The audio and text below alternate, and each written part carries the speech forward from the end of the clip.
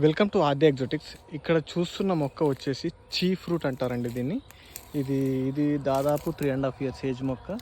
ఇది ఫ్లవరింగ్ వచ్చింది. ఫ్లవరింగ్ ఇలాగే ఈ రౌండ్ బాల్ లాగానే ఇదే ఫ్రూట్ లాగా మారిపోతుంది.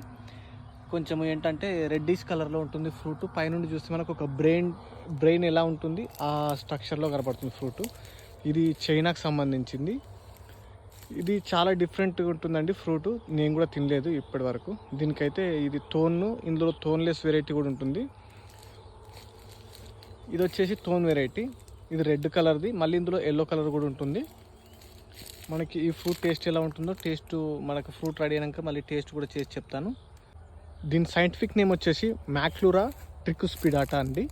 ఇందులో ఎల్లో కలర్ కూడా ఉంటుంది. ఇదైతే రెడ్ కలర్ ఇది థోన్ వెరైటీ. థోన్లెస్ వెరైటీస్ కూడా ఉంటాయి. ఇప్పుడైతే ఈ ఫ్రూట్ రెడీ అయిన తర్వాత నేను మళ్ళీ చేసి చూపిస్తాను. ఇదేంటంటే నార్మల్గా తినడానికి యూజ్ చేస్తారు ఫ్రూట్ని, అలాగే వైన్స్ మేకింగ్లో కూడా యూజ్ చేస్తారు.